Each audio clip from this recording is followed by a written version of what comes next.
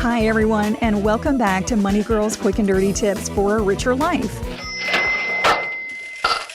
I'm Laura Adams. You know that you need to save for retirement, but exactly how much money do you really need? The answer to that question is as unique as your fingerprints. There are many factors that go into retirement planning, like how long you want to work and the lifestyle you want to live after you say goodbye to the working world. I'll cover the major factors to consider and point you in the direction of some great online retirement calculators. It's simple to enter your information and find out approximately how much you'll need to finance your dream retirement. The financial actions you take or don't take today directly affect the security you'll have in the future. If you're relatively young, perhaps in your 20s or 30s, retirement may seem too far off to worry about. If you haven't started saving yet, one of the best ways to get motivated is to figure out the approximate lump sum amount that you'll need for retirement. For most people, it's a shockingly large number that approaches $1 million or is even as high as several $1 million. But before you freak out, you might be surprised by how much you can accumulate when you start saving for retirement sooner rather than later. I'll post a link to the My First Million calculator on the blog at moneygirl.quickanddirtytips.com so you can see how quickly you could rack up a cool $1 million. The more time you have until retirement, the more you'll benefit from compounding interest. Here's an example. Let's say John invests $100 a month beginning at age 25 in his 401k retirement plan at work. His coworker, Polly, also invests $100, but she starts at age 35. Assuming they both get an 8% annual return and both retire at age 67, John will have over $412,000. But poor Polly will have less than $178,000. Investing early and consistently is an extremely powerful yet simple way to grow your retirement portfolio. Here are 8 variables that influence how much you'll need for retirement. They're also the types of data that you'll be prompted to enter into a retirement calculator. Number 1, the age you want to retire. How long you want to work is an important variable because the earlier you retire, the more you'll need to save. Most people use the date they'll start receiving Social Security benefits, somewhere in their mid-60s, as their default retirement date. But if you accumulate a large nest egg, it's possible to retire much earlier. Number 2, how much you already have saved. As I mentioned, the earlier you start saving for retirement, the more likely you are to reach your goal. The more money you already have working for you, the better. Number 3, how quickly your money will grow before retirement. The average annual rate of return you receive on your investments before retirement is super important.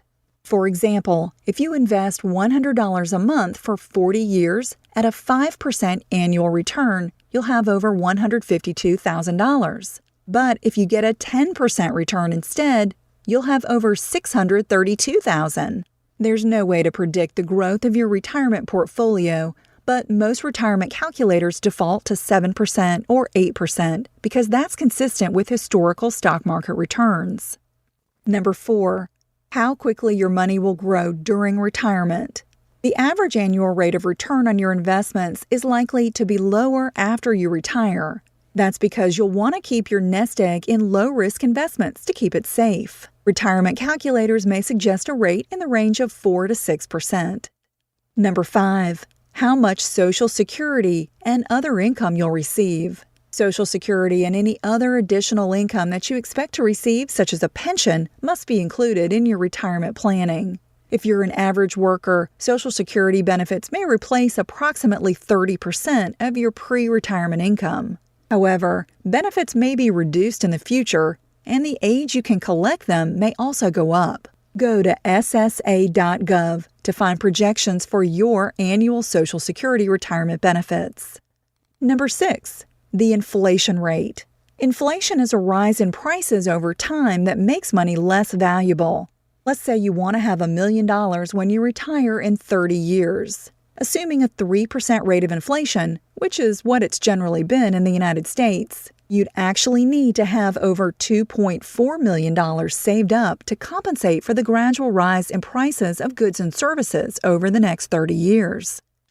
Number 7, how long you'll live.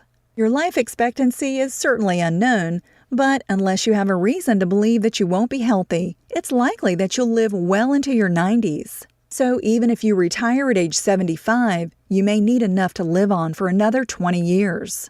Number 8. How much you'll withdraw annually during retirement. How much money you'll take out of your nest egg each year is very important.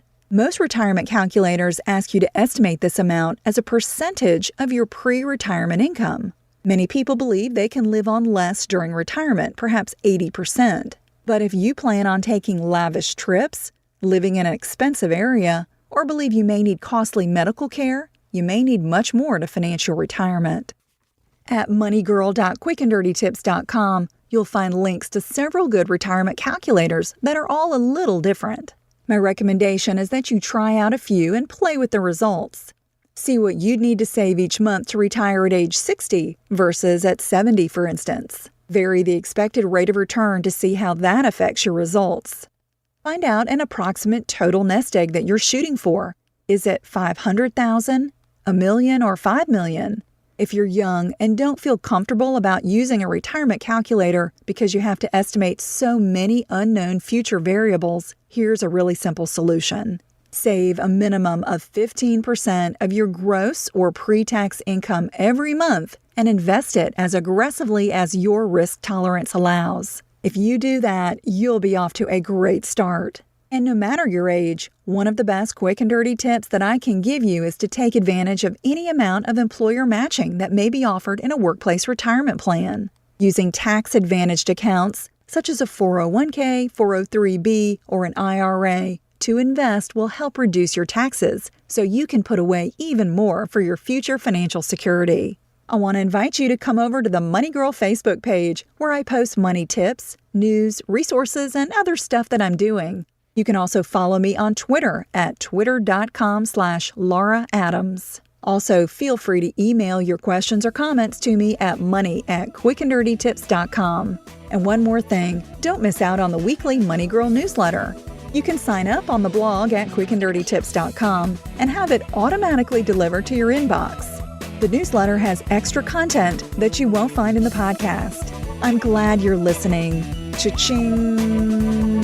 That's all for now, courtesy of Money Girl, your guide to a richer life.